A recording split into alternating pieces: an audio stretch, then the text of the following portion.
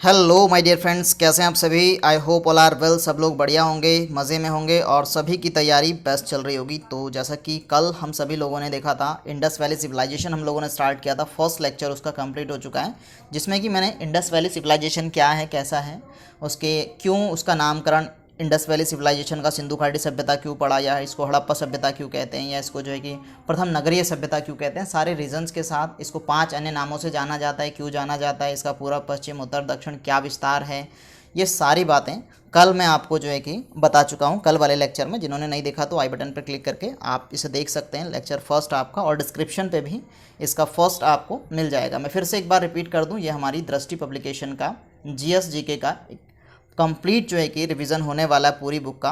हम easy way में इस पूरी बुक को कवर करने वाले हैं, जो कि आपके सभी अपकमिंग एग्जाम्स के लिए मोस्ट इंपॉर्टेंट होने वाली है। तो चलिए देर न करते हुए स्टार्ट करते हैं इसको। सिंधु घाटी सभ्यता, जैसा कि नाम से हमने बात किया था कि ये प्रथम नगरीय सभ्यता है, इसीलिए बड़ी पॉपुलर है। सारी बातें हमारी कल हो चुकी थी। आज हम अकॉर्डिंग टू बुक आज का लेक्चर स्टार्ट करते हैं। आप एक बार ज़रूर देखिएगा, डिस्क्रिप्शन में उसका आपको लिंक मिल जाएगा, आई बटन पर भी आपको लिंक मिल जाएगा। तो देखिए, हड़प्पा सभ्यता कि जो हम मानते हैं कि डेटिंग है, ये कितनी पुरानी सभ्यता है, तो ये आप देखेंगे रेडियो कार्बन डेटिंग पद्धति में। कल आपको कहा था कि मैं इसको बताऊंगा आपको क्या होता है। तो ये क्या होता है कि पहले मैं इसी को आपको बता देता हूँ, फिर हम आगे बढ़ेंगे। कि जो हमारी पुराने जितने भी ये हैं इतिहासकार, खगोलविद, ये जो पुरानी चीज़ों के बारे में जानकारी निकालते हैं कि ये चीज़ें क्या हैं, जोग्राफर हैं, पुराने जितने भी हमें अवशेष मिलते हैं उनके आधार पर उम्र को अंदाज़ा लगाते हैं कि ये चीज़ कितनी पुरानी है, उसका एज का पता लगाते हैं। 2 तरह से पता लगाया जाता है। देखिए, एक तो रेडियो कार्बन डेटिंग पद्धति से पता लगाया जाता है, और एक जो है कि यूरेनियम डेटिंग पद्धति से पता लगाया जाता है। ठीक है, यूरेनियम डेटिंग पद्धति के माध्यम से भी पता लगता है, यूरेनियम डेटिंग पद्धति। तो जो यूरेनियम डेटिंग पद्धति है, ये चट्टानों के अध्ययन के लिए इसको अपनाया जाता है, चट्टानों का अध्ययन इसमें किया जाता है। बाकी कार्बन डेटिंग पद्धति के माध्यम से जीव जंतुओं की एज का पता लगाया जाता है कि ये कितने पुराने अवशेष हैं जो मिले हैं। तो देखिए, जनरली होता क्या है ना, कैसे पता लगाते हैं ये कि कितना पुराना है। जैसे सिंधु घाटी सभ्यता का बोला कि भैया ये इतनी पुरानी है, लगभग 5000 साल पुरानी सभ्यता ये मानते हैं, तो ऐसे कैसे आइडिया लगा। तो ये जनरली ऐसा आइडिया लगता है कि जो कार्बन की एज मानी जाती है, कार्बन की एज मानी जाती है 11200 वर्ष की, कि एक कार्बन के अणु की एज लगभग जो है कि 11200 वर्ष मानी जाती है कार्बन की एज। तो अब ये देखते हैं कि जो हमें कोई भी चीज़ मिली है, जैसे कोई अवशेष मिला है, तो उसमें देखते हैं कितना % इसमें कार्बन अभी बचा हुआ है।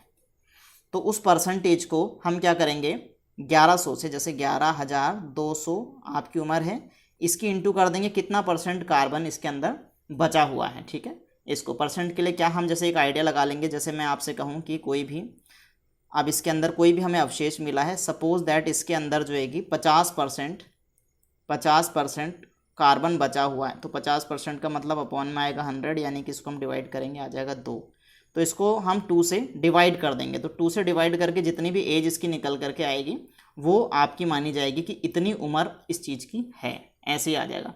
40% है तो 40/100, 30% कार्बन बचा है तो 30/100, जितना भी बचा है ऐसे करके इसका आइडिया लगा लेते हैं। ठीक है, तो इस पर ज़्यादा बात नहीं करते हैं, साइंस का टॉपिक है ये, हम हिस्ट्री पढ़ रहे हैं। तो रेडियो कार्बन डेटिंग पद्धति के आधार पर ये माना गया है कि जो सिंधु घाटी सभ्यता की सर्वमान्य तिथि है वो लगभग 2500 ईसा पूर्व से 1700 ईसा पूर्व के आसपास की मानी जाती है। और ये क्या है, एक नगरीकृत कांस्ययुगीन सभ्यता है। नगरीकृत कांस्ययुगीन सभ्यता है। हड़प्पा सभ्यता का विस्तार हम लोगों ने कल बात कर लिया था कि ये क्या है। सबसे आप बात करेंगे पूर्व पश्चिम उत्तर दक्षिण, तो उत्तर में तो जो है कि ये मांडा जम्मू कश्मीर चिनाब नदी के किनारे पर स्थित है, और दक्षिण में बात करेंगे दैमाबाद महाराष्ट्र प्रवरा नदी जो कि गोदावरी की सहायक नदी है, और पूरब में बात करेंगे आलमगीरपुर, और पश्चिम में इसी तरीके से बात करेंगे। मैं आपको बुक से ही कंप्लीट कराता हूँ, ये देखेंगे आप। ठीक है, तो ये पूरब में आपका हम बात कर रहे थे आलमगीरपुर मेरठ हिंडन नदी के किनारे, और पश्चिम में हम बात करेंगे सुतकानगेडोर दास्क नदी के किनारे बलूचिस्तान में स्थित है। तो इसकी पूरब पश्चिम उत्तर दक्षिण सीमा है। और जो हमारा ये सिंधु घाटी सभ्यता है, ये ट्रायंगुलर शेप में है सिंधु घाटी सभ्यता।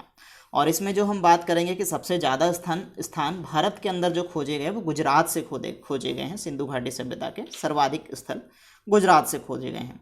नगर नियोजन की कल हमने बात कर ली थी कि नगर नियोजन इसका बहुत ही बेस्ट तरीके से, यहाँ पर जो मकान बनाए जाते थे वो ग्रिड पैटर्न पर यहाँ के मकान बनते थे, ग्रिड पैटर्न के आधार पर मकान बनाए जाते थे। और जो खिड़की दरवाजे हुआ करते थे वो सड़क से अंदर की तरफ को खुलते थे, ना कि सड़क से बाहर। जैसे हम लोगों के खिड़की दरवाजे बाहर को खुलते हैं, सड़क की तरफ को हमारा डोर होता है, इनका डोर अंदर होता था, ग्रिड पैटर्न पे होते थे मकान। बिल्कुल जो है कि एक सिस्टमेटिक वे में ग्रिड पैटर्न पर, लाइन से ऐसे ग्रिड पैटर्न के आधार पर, और ग्रिड पैटर्न पर ही इनकी सड़कें होती थी। 90 डिग्री के एंगल पर ये सड़कें एक दूसरे को समकोण पर ये सड़कें काटा करती थी। पानी के लिए जो है कि जो नालियाँ हुआ करती थी वो ढकी हुई नालियाँ हुआ करती थी। प्रत्येक घर से जो है कि नालियाँ छोटी गली में निकलती थी, यानी कि हमारे जैसा मेन घर है, हमारे घर में एक गली है, घर के पास से गली निकलती है, उन गलियों में मिलेगी, फिर ये गली की नाली फिर मेन रोड वाली नाली से मिलेगी, और फिर मेन रोड की नालियाँ दोनों तरफ के सारे घरों से मिल करके एक मेन नाले में आकर के ये नालियों का पानी जुड़ता था, और ये नाला कहीं शहर से बाहर खुलता था। इस तरीके से नगर नियोजन बहुत बेस्ट था इनका, जल निकासी की व्यवस्था बहुत अच्छी थी। और इसमें हमने बात करी थी कि जो नगर था वो नगर जो है कि यहाँ नगर नियोजन की एक व्यवस्था थी, यानी कि नगर 2 भागों में बटा हुआ करता था, पूर्व और पश्चिम में। ये सारी बातें मैंने कल के वीडियो में आपको बताया, फर्स्ट लेक्चर में, उसे देखना बहुत ज़रूरी है, इंट्रोडक्शन, वहाँ से आपका बेस बनेगा इसका। तो धौलावीरा ऐसा नगर था जो 3 भागों में बटा हुआ है, मैंने आपको बताया था, एक्सेप्शन था धौलावीरा, कल का वीडियो जरूर देखिएगा। धौलावीरा 3 भागों में बटा हुआ था। और कालीबंगा हम बात करेंगे। कालीबंगा क्या है? कालीबंगा का मतलब है चूड़ियाँ, चूड़ियों का जो है कि काले रंग की चूड़ियाँ। और कालीबंगा एकमात्र ऐसा स्थल था, ये भी हमने कल बात कर ली थी, जिसमें क्या है कि जिसका निचला शहर भी, यानी कि जो निचला शहर है वो भी दीवार से घिरा हुआ था, सुरक्षा दीवार उस पर बनी हुई थी। चलिए मैं एक बार और रिपीट कर देता हूँ, ये व्यवस्था थी यहाँ की। ये दुर्ग हुआ करता था, और ये जो है कि क्या होता था, नगर हुआ करता था। तो इसको निचला शहर भी बोला जाता है, नगर को निचला शहर बोला जाता है, दुर्ग को गढ़ी भी बोला जाता है। तो इसमें जो होता था दुर्ग वाला हिस्सा, यहाँ पर क्या थी, एक सुरक्षा वॉल थी, जो कि आप देख पाएंगे कि बाहर का जो हिस्सा था, ये बाहर की दीवार पक्की ईंटों से और अंदर की दीवार कच्ची ईंटों से इसकी बनी हुई होती थी।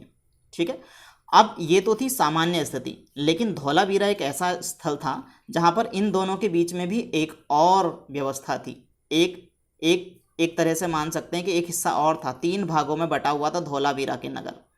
इसको मध्यमा बोलते हैं, जो बीच वाला भाग था इसको मध्यमा बोला जाता है। ठीक है, मध्यमा यानी कि नगर, मध्यमा और दुर्ग, 3 भागों में धौलावीरा बटा हुआ था। इसके बाद हम बात करेंगे कालीबंगा से अलंकृत ईंटें मिली, लकड़ी की नाली के साक्ष्य मिले। देखिए मैंने कहा जल निकासी की बड़ी ही अच्छी बेहतरीन व्यवस्था थी। ठीक है, तो जल निकासी के साक्ष्य मिले। और धौलावीरा अपने जल नियोजन के लिए बड़ा फेमस है, कल की वीडियो में सारी बातें की गई है। चहुंदड़ो एकमात्र ऐसा स्थल है जहाँ से वक्राकार ईंटें मिली है, परंतु किलेबंदी के साक्ष्य नहीं है। चहुंदड़ो में कोई किलाबंदी नहीं कर रखी है चहुंदड़ो। बाकी में जैसे दुर्ग में वो थी ना, किलाबंदी थी दुर्ग में, लेकिन चन्हूदड़ो एक ऐसा शहर है जहाँ पर कोई किलाबंदी, कोई सुरक्षा की दीवार उपलब्ध नहीं है। मोहनजोदड़ो से विशाल स्नानागार प्राप्त हुआ। कई बार प्रश्न बनता है कि विशाल स्नानागार कहाँ से प्राप्त हुआ, तो मोहनजोदड़ो से प्राप्त हुआ, जिसका प्रयोग क्या माना जाता है, ये माना जाता है कि इसका प्रयोग ये सामान्यतः धार्मिक अनुष्ठानों के लिए करते थे। बहुत सारे लोग यहाँ पर इकट्ठा होते थे, कोई धार्मिक अनुष्ठान होता था जब, तो यहाँ पर इसलिए माना जाता है ऐसा, क्योंकि जो स्नानागार पाया गया उसके ऊपर ये माना जाता है यहाँ सीढ़ियाँ थी, और सीढ़ियों से ऊपर को यहाँ पर माना जाता है कि कुछ घरों के जैसे अवशेष मिले, मकानों के जैसे अवशेष होने के साक्ष्य मिले, और कहीं पर कुंड जैसे अवशेष मिले। तो ऐसा लगता है जैसे यहाँ पर हवन वगैरह होते थे और ऊपर जो है कि पुरोहित वगैरह रहा करते थे। ये कोई धार्मिक अनुष्ठान का स्थान था जहाँ पर बड़ी मात्रा में लोग इकट्ठे होकर के धार्मिक अनुष्ठान के समय में स्नान किया करते थे, इसलिए ये माना जाता है बड़ा सा स्नानागार बनाया गया था। जिसकी जो आप बात करेंगे लंबाई थी वो 11.88 मीटर थी, चौड़ाई इसकी 7.01 मीटर थी, गहराई इसकी 2.43 मीटर थी। सबसे बड़ी इमारत की बात करेंगे तो अन्न कोठार यानी कि ग्रेनरीज, जहाँ पर अनाज रखे जाते थे, ये पाया गया है मोहनजोदड़ो में। अन्नागार सिंधु घाटी सभ्यता की सबसे बड़ी इमारत इसको मानते हैं। सिंधु सभ्यता के नगरों में किसी भी मंदिर के अवशेष नहीं मिले। सबसे इंपॉर्टेंट बात, यहाँ पर कोई भी मंदिर के अवशेष नहीं मिले। ये माना जाता था कि प्रकृति की पूजा करते थे, नेचर की पूजा करते थे। इसके अलावा हम बात करेंगे कि इनकी इकोनॉमिक किस तरह से, अर्थव्यवस्था कैसी चलती थी, आर्थिक स्थिति कैसी थी। अभी हमने देखा नगर नियोजन कैसा था, अभी बात करते हैं आर्थिक स्थिति यहाँ की कैसी थी। तो आर्थिक स्थिति में हम देखेंगे कि जो सिंधु घाटी सभ्यता में कृषि संगठित रूप से की जाती थी भाई, खेती पर डिपेंड थे कुल मिलाकर के ये। और खेती में क्या होता था, जौ, कपास, गेहूं, इन 3 ये मेन फसलें थी। इसके अलावा और भी खेती होती थी, लेकिन जौ और कपास की खेती जो है कि मेन मानी जाती है। अब हम कैसे माने कि भैया ये खेती करते थे, तो कालीबंगा एक ऐसा स्थान है जहाँ से जुते हुए खेत के और हल के प्रमाण मिले, जिससे हमें पता चलता है कि ये खेती करते थे। सबसे पहले कपास पैदा करने का श्रेय भी सिंधु घाटी सभ्यता के लोगों को जाता है। आपसे पूछे कि सबसे पहले कपास कहाँ उगाई गई, तो सिंधु घाटी सभ्यता में ही उगाई गई। अच्छा, कल के वीडियो में मैंने आपको एक बात बताई थी कि कुछ कंटेम्प्रेरी सिविलाइजेशंस और पाई गई थी, तो ये ध्यान रखेंगे कि वो कंटेम्प्रेरी तो थी, एट द टाइम सिंधु घाटी सभ्यता के समय में ही जो है कि इजिप्ट की सिविलाइजेशन भी चल रही थी, मेसोपोटामिया की सिविलाइजेशन भी चल रही थी, चाइना की हुआंग हो वैली की सिविलाइजेशन भी चल रही थी, लेकिन ये सभ्यताएं नगरीय सभ्यता नहीं थी। सिंधु घाटी सभ्यता नगरीय सभ्यता थी। ठीक है, ये बात ध्यान रखेंगे। तो इसके अलावा हम बात करेंगे कि यहाँ पर क्या थी, कांस्य युगीन सभ्यता थी, ये हमने बात कर ली थी, हड़प्पा कांस्य युगीन सभ्यता थी। और कांसा कैसे बनता है, तांबा और टिन से मिलकर के कांसा तैयार होता है। और मनुष्य ने सबसे पहले कौन सी धातु प्रयोग की थी, तांबा मनुष्य ने सबसे पहले प्रयोग किया था। और अधिकतर औजार यहाँ पर पत्थर के बने थे। और पशुपालन की बात करेंगे कि भाई क्योंकि हम अर्थव्यवस्था की बात कर रहे हैं, तो पशुपालन में गाय, भैंस, बकरी, बैल, भेड़, इन पशुओं को ये पालते थे। और सबसे इम्पोर्टेंट यहाँ प्रमुख पशु था कुबड़ वाला सांड। यहाँ की मुद्राओं पर यह पाया गया कुबड़ वाला सांड। इसकी कई सारी जो है कि छोटे छोटे मूर्तियाँ भी पाई गई। यहाँ से जो है कि लिंग के अवशेष भी पाए गए, जिससे कि ये माना जाता है कि ये सांड का बड़ा महत्व था। कहीं पर ये माना जाता है कि वैसे कहीं पर ये तो नहीं पाया गया, कोई मंदिर नहीं पाया गया, लेकिन लिंग के अवशेष भी पाए गए। सिंधु सभ्यता अश्व केंद्रित नहीं थी, इट मीन्स ये घोड़े से परिचित नहीं थे। लेकिन इसमें एक एक्सेप्शन है, अपवाद है कि सुरकोटडा से घोड़े का अवशेष प्राप्त हुआ, घोड़े के अस्थि पंजर प्राप्त हुए। लेकिन आपसे प्रश्न बनेगा, सिंधु घाटी सभ्यता के लोग घोड़े से परिचित थे या नहीं? अगर इस तरह से ऑप्शन आता है तो आपको कहना नहीं, सिंधु घाटी सभ्यता से परिचित नहीं थे। घोड़े से ये परिचित नहीं थे सिंधु घाटी सभ्यता के लोग। अब ये घोड़े का अवशेष यहाँ कैसे मिला ये नहीं पता है, लेकिन यहाँ सुरकोटडा से घोड़े का अवशेष मिला है। और इतिहासकार ये बताते हैं कि सिंधु घाटी सभ्यता के लोग घोड़े से परिचित नहीं थे, अश्व से परिचित नहीं थे। लोथल से गोदीवाड़ा प्राप्त हुआ, इट मीन्स डॉकयार्ड, जहाँ पर शिप्स रुकते हैं। इट मीन्स ये इंटरनेशनल व्यापार करते थे, एक जगह से दूसरी जगह भेजा करते थे अपने सामान, अनाज को एक जगह से दूसरी जगह भी भेजा करते थे। शिप अनाज भेजा करते थे, व्यापार किया करते थे एक जगह से दूसरी जगह को। ठीक है, तो गोदीवाड़ा यानी कि यहाँ पर डॉकयार्ड पाए गए हैं। तो आप देखेंगे चहुंदड़ो और लोथल में मनका बनाने का कारखाना भी मिला है। पूछेगा मनका बनाने का कारखाना चन्हुदड़ो और लोथल से मिला है। डॉकयार्ड गोदीवाड़ा कहाँ से मिला है? लोथल से मिला है। ठीक है, काली चूड़ियाँ कालीबंगा से मिले हैं। तो ये छोटी छोटी चीज़ें आपको ध्यान रखना है। ठीक है, और क्या है, जुते हुए खेत के प्रमाण, हल की प्रवृत्ति, हल के प्रमाण, ये यहाँ से मिले हैं। ठीक है, सबसे पहले कपास किसने उगाई? सिंधु घाटी सभ्यता के लोगों ने उगाई। चन्हुदड़ो से मनका यानी कि मोती बनाने का कारखाना भी मिला है। ठीक है, ध्यान रखेंगे, चन्हुदड़ो से मिला है। सिंधु घाटी सभ्यता में लेन देन के लिए वस्तु विनिमय प्रणाली प्रचलित थी। वस्तु विनिमय मतलब होता है आपको कोई सामान खरीदना है तो एक सामान के बदले आप दूसरा सामान देंगे, इसको कहते हैं वस्तु विनिमय प्रणाली। तो सिंधु घाटी सभ्यता में वस्तु विनिमय प्रणाली प्रचलित थी। पर ऐसा नहीं है कि यहाँ पर माप तौल की कोई इकाई उपलब्ध नहीं थी। माप तौल की इकाइयाँ हुआ करती थी, 16 या फिर उसके आवर्तकों के रूप में माप तौल हुआ करता था। ठीक है, इसके अलावा थोड़ा सा आगे चलते हैं। अगला पॉइंट है आपका कि जो मेसोपोटामिया और जो है कि मेसोपोटामिया से सम्राट, मेसोपोटामिया मैंने अभी थोड़ी देर पहले आपको बताया था, लास्ट वीडियो में भी, पिछली वीडियो में बताया कि मेसोपोटामिया की सिविलाइजेशन, इजिप्ट की सिविलाइजेशन और चाइना की हुआंग हो वैली सिविलाइजेशन, ये तीनों सिविलाइजेशन सिंधु घाटी सभ्यता की समकालीन सभ्यताएं थी। तो मेसोपोटामिया से क्या होता है? मेसोपोटामिया से सम्राट सारगोन के अभिलेख से हड़प्पाई व्यापार के प्रमाण मिलते हैं, ये माना जाता है। यानी कि मेसोपोटामिया और हड़प्पा इन दोनों का इंटरनेशनल व्यापार चला करता था, क्योंकि यहाँ से सम्राट सारगोन के अभिलेख प्राप्त हुए हैं।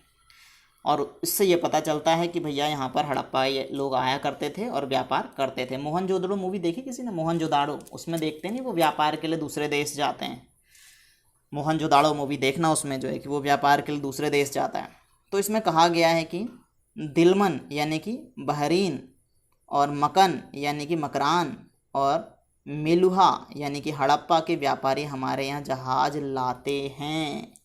मेसोपोटामिया में हड़प्पा के जहाज़ जाते थे, मतलब ये इंटरनेशनल व्यापार करते थे।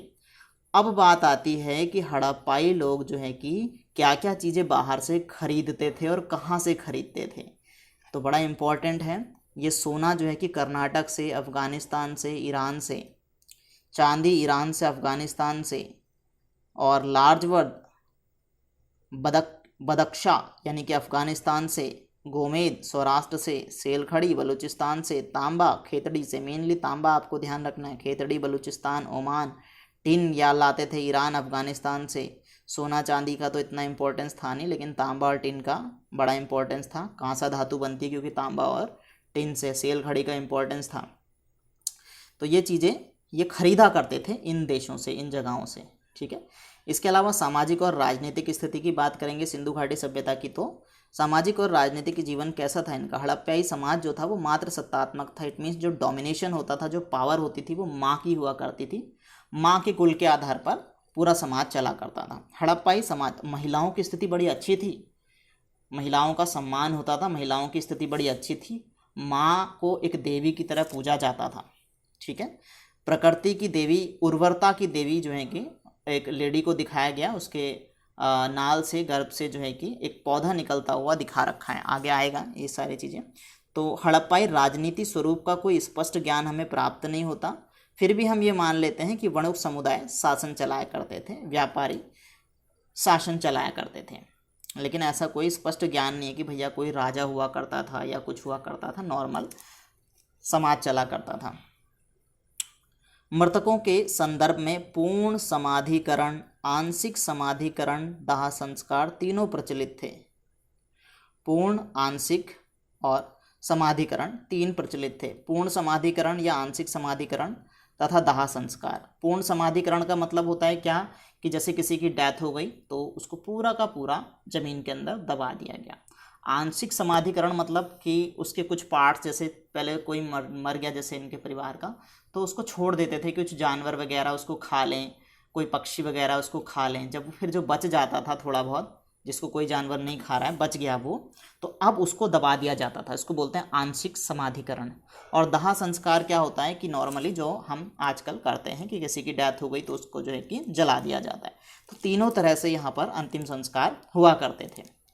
फिर क्या है हड़प्पा। अच्छा, ये हमें कैसे पता चला, तो हड़प्पा से हमको R37 कब्रिस्तान मिला है, जिससे ये पता लगता है कि यहाँ समाधियाँ बनाई गई थी। तो ये आपसे प्रश्न बनता है R37 कब्रिस्तान कहाँ मिला, तो हड़प्पा से मिला है। लोथल तथा कालीबंगा से युग्मित समाधान प्राप्त हुए भाई। मैं इसीलिए इस बुक का एक्सप्लेनेशन कर रहा हूँ, क्योंकि बहुत सारे टर्म्स ऐसे हैं हमारे सभी साथी वनडे एग्ज़ाम्स की प्रिपरेशन करते हैं, और बल्कि ना आपका अगर आप सेंट्रल लेवल का, स्टेट लेवल का, आप सिविल सर्विसेज का भी कोई एग्ज़ाम दे रहे हैं, राज्य सेवाएं दे रहे हैं, या फिर जो है कि आप संघ लोक सेवा आयोग की सेवाएं दे रहे हैं, कोई भी किसी भी प्रकार की आप परीक्षा देने जा रहे हैं, सब में आपको क्या करना है, कोई बुक को फॉलो करना होता है। तो ये जो आपकी बुक है दृष्टि पब्लिकेशन की, मैं फिर से रिपीट कर रहा हूँ, बड़ी अच्छी बुक है आपकी।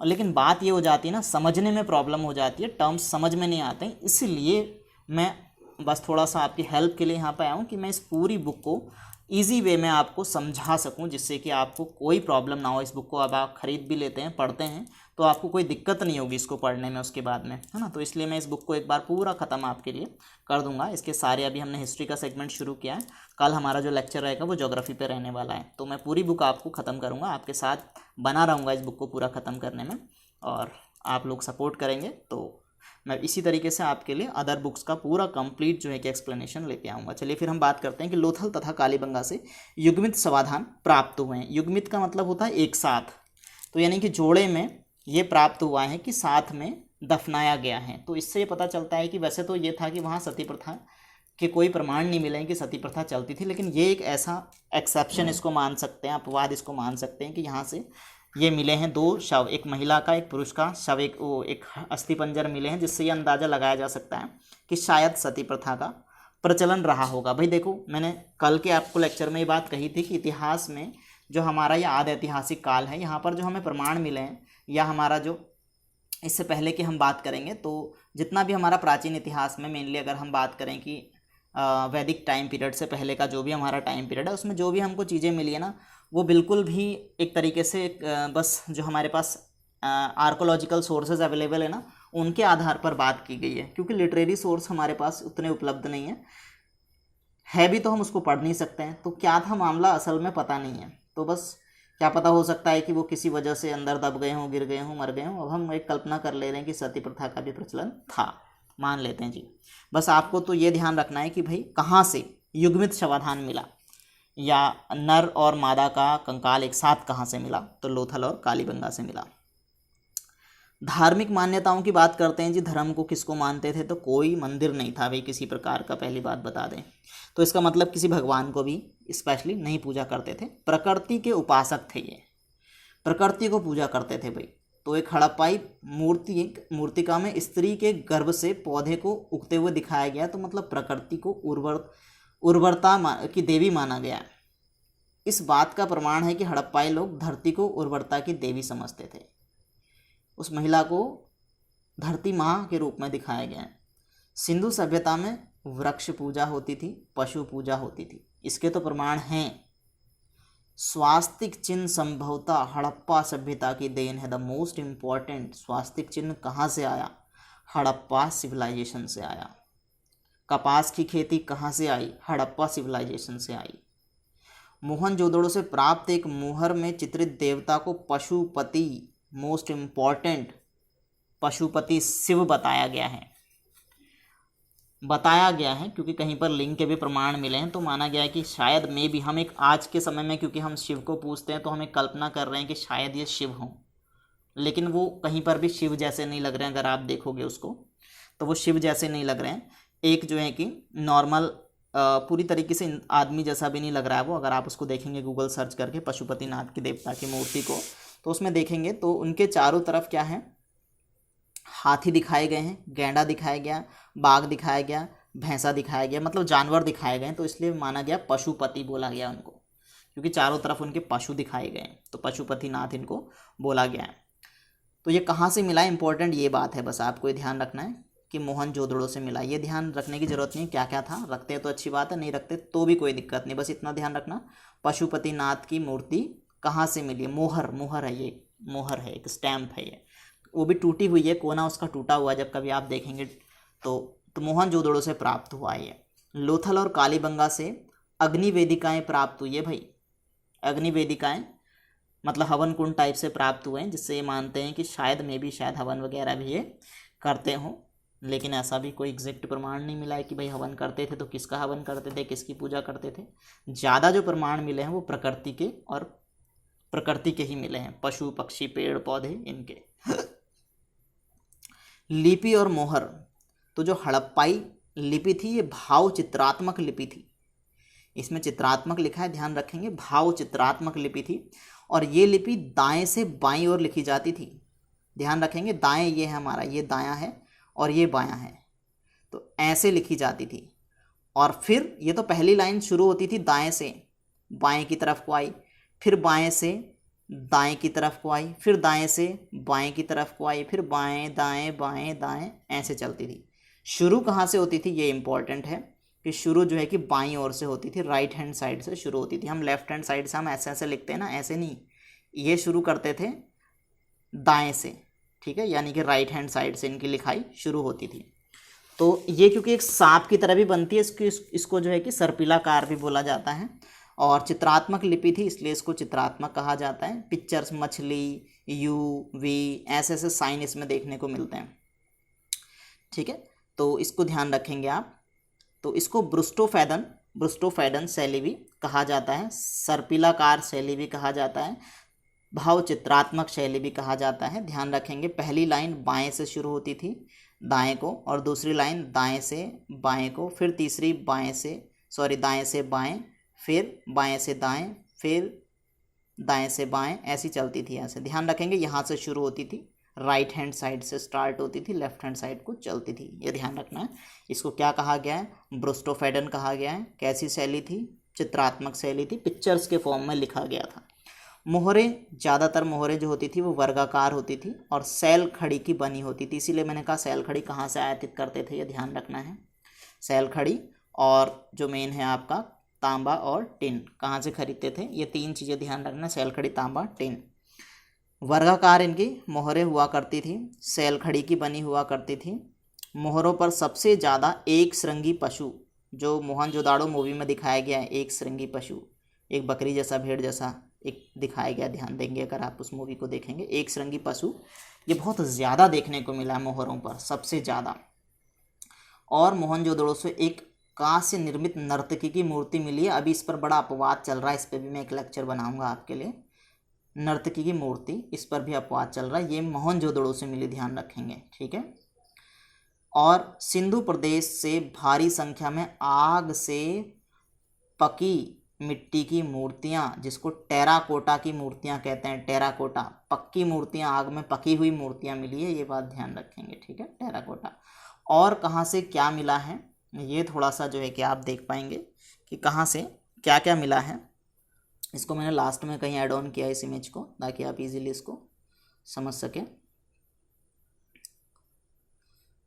अच्छा, इसमें नहीं आ पाई, यहीं से ही देख लेते हैं। चलिए, ये कहाँ से क्या मिला है, ये मोस्ट इम्पॉर्टेंट आपका हो जाता है कि कहाँ से क्या मिला है, आपको ध्यान रखना है। तो यहाँ से देख लेते हैं हम। सबसे पहले जो है कि आप देख पाएंगे कि क्या है, स्थल और वर्तमान स्थिति, नदी तट और विशेष खोजकर्ता कौन रहे। तो देखेंगे हड़प्पा जो है कि वो हड़प्पा, ध्यान रखेंगे, ये वर्तमान में कहाँ पर है, ये पाकिस्तान में है वर्तमान में, रावी नदी के तट पे है। और इनकी जो खोज की थी वो 1921 में दयाराम साहनी द्वारा इनकी खोज की गई थी, ठीक है। लेकिन सबसे पहले, मोस्ट इम्पॉर्टेंट, उनसे भी पहले 1826 में चार्ल्स मैसन द्वारा हड़प्पाई टीले का उल्लेख मिलता है। उन्होंने इसको खोजा, लेकिन ज़्यादा इस पर कोई रिसर्च फिर नहीं की। लेकिन पूरी तरह से रिसर्च वास्तव में यहाँ पर क्या है, इसको खोजने का काम 1921 में दयाराम साहनी जी ने किया था, ध्यान रखेंगे। इसके बाद मोहनजोदड़ो की बात करेंगे, वैसे कल के लेक्चर में मैंने ही बताया है, फिर भी दोबारा से देख लेंगे। वर्तमान में लरकाना पाकिस्तान में है, सिंधु नदी के किनारे है, और 1922 में राखलदास बनर्जी द्वारा इनकी खोज की गई। इसके अलावा आप देखेंगे चनहूदड़ो की, तो चनहूदड़ो सिंध प्रांत पाकिस्तान में है वर्तमान में ये, और सिंधु नदी के किनारे है ये भी। खोजकर्ता जो है कि इनके NG मजूमदार हैं, 1931 में इसको जो है कि खोजा गया था। इसके अलावा हम देखेंगे कालीबंगा, हनुमानगढ़ जिला राजस्थान में है, घग्गर नदी के किनारे है। सरस्वती जिसको हम कहते हैं, ध्यान रखेंगे, घग्गर नहीं भी मिले सरस्वती मिलेगा तो भी समझ जाइएगा। उत्खनन जो है कि इसका 1961 से 1969 तक जो है कि चला, बीबी लाल BK थापड़ के द्वारा ये किया गया। रंगपुर की बात करेंगे तो रंगपुर अहमदाबाद वर्तमान में गुजरात, भादर नदी के किनारे, और प्रारंभिक खुदाई 1935 में शुरू हुई थी, लेकिन उस समय इस पर विशेष तरीके से काम नहीं हुआ, इसकी खुदाई रोक दी गई थी। लेकिन बड़े स्तर पर इसका उत्खनन जो किया गया, नाम ध्यान रखेंगे आप, लेकिन माधव स्वरूप जी ने इसका उत्खनन शुरू किया था, तो उन्हीं का नाम आएगा। और बाद में जो है कि 1953 से 1956 तक जो है कि SR राव ने इसका उत्खनन किया था। रोपड़ जो है कि रोपड़ जिला पंजाब में सतलज नदी के किनारे 1950 में बीबी लाल के द्वारा जो है कि इसकी खोज की गई थी, ध्यान रखेंगे। इसके अलावा लोथल, मोस्ट इम्पॉर्टेंट, अहमदाबाद गुजरात जिले में भोगवा नदी के किनारे 1954 में SR राव के द्वारा इसका उत्खनन या खोज इसकी की गई थी। उत्खनन से ज़्यादा खोज आपको ध्यान रखना जरूरी है, उत्खनन भी याद रखते हैं तो बहुत अच्छी बात है। और आलमगीरपुर जो है कि मेरठ जिला उत्तर प्रदेश में हिंडन नदी के किनारे, इसकी खोज 1958 में यज्ञदत्त शर्मा जी ने की थी। इसके अलावा सुतकानगे डोर की बात करेंगे तो ये जो है कि मकरान में जो है कि पाकिस्तान में दास्क नदी के किनारे 1927 से 1928 के बीच में इसकी उत्खनन हुआ था, ठीक है, ऑरल स्टाइल के द्वारा। बनवाली हो गया इसका, बनवाली में आप देखेंगे कि बनवाली हरियाणा में सरस्वती नदी के किनारे, जिसको घग्गर भी कहा जाता है। उत्खनन इसका 1974 से 1977 के बीच में RS बिस्ट के द्वारा किया गया। धौलावीरा जो कि जल प्रबंधन के लिए बड़ा फेमस है। कच्छ गुजरात में खोज जो है कि इनकी जगपति जोशी जी के द्वारा की गई थी। तो ये कहाँ पर कौन सा स्थल है, क्या है, ये सारी बातें इसमें आपको बता दी गई है। इसके अलावा हम बात करेंगे, ध्यान रखेंगे कि यूनेस्को की विश्व विरासत सूची में धौलावीरा को 40वें विश्व विरासत स्थल के रूप में शामिल किया गया। धौलावीरा को ध्यान रखेंगे, यूनेस्को की विश्व विरासत सूची में धौलावीरा को 40वें विश्व विरासत स्थल के रूप में अपनाया गया है, धौलावीरा को, ठीक है। इसके अलावा जो है कि पिग्गट ने हड़प्पा एवं मोहनजोदड़ो को एक विस्तृत साम्राज्य की जुड़वा राजधानी कहा है। हड़प्पा एवं मोहनजोदड़ो को जुड़वा राजधानी किसने कहा है, ये प्रश्न बनता है आपका सीधा सीधा, तो पिग्गट ने कहा है, ध्यान रखेंगे। या नॉर्मली ये भी आपका प्रश्न बन जाता है, किन दो हड़प्पाई स्थलों को जुड़वा राजधानी कहा जाता है? तो हड़प्पा और मोहनजोदड़ो को, सिंधु घाटी के दो नगर हड़प्पा और मोहनजोदड़ो को जुड़वा राजधानी कहा जाता है। किसने कहा? पिगट ने कहा। ठीक हो गया। सिंधु सभ्यता के लोग तलवार से भी परिचित नहीं थे भाई, हथियारों का प्रयोग नहीं करते थे। ये भी माना जाता है कि ये बिल्कुल हथियारों से परिचित नहीं थे। इस सभ्यता के पतन का एक कारण ये भी मानते हैं कि इनको हथियार, युद्ध, इन चीज़ों से परिचित नहीं थे। तो जो आर्यंस यहाँ पर आए तो उन्होंने इन पर अटैक किया। ये युद्ध से परिचित नहीं थे, घोड़े से परिचित नहीं थे, युद्ध हथियारों से परिचित नहीं थे, तो ये सभ्यता का पतन हो गया, ऐसा एक माना जाता है। ठीक है। एग्जैक्ट कारण क्या है पतन का? ये जो है कि बहुत सारे कारण हैं। सिंधु सभ्यता के विनाश का संभवतः सबसे प्रभावी जो कारण माना जाता है वो बाढ़ का माना जाता है। एक कारण ये माना जाता है कि धीरे धीरे ये ग्रामीण सभ्यता में कन्वर्ट हो गई थी, जिसमें झूगड़ झागड़ सभ्यता जो है कि इसकी एक बड़ी फेमस सभ्यता मानी जाती है। ये कहाँ से पाई गई झूगड़ झागड़, मैंने कल के वीडियो लेक्चर में बताया है, कमेंट बॉक्स में मुझे आज बताएंगे आप। सिंधु घाटी सभ्यता का कौन सा नगर ऐसा है जहाँ पर सिंधु घाटी सभ्यता के पतन के बाद ग्रामीण सभ्यता, झूगड़ झागड़ सभ्यता पाई गई?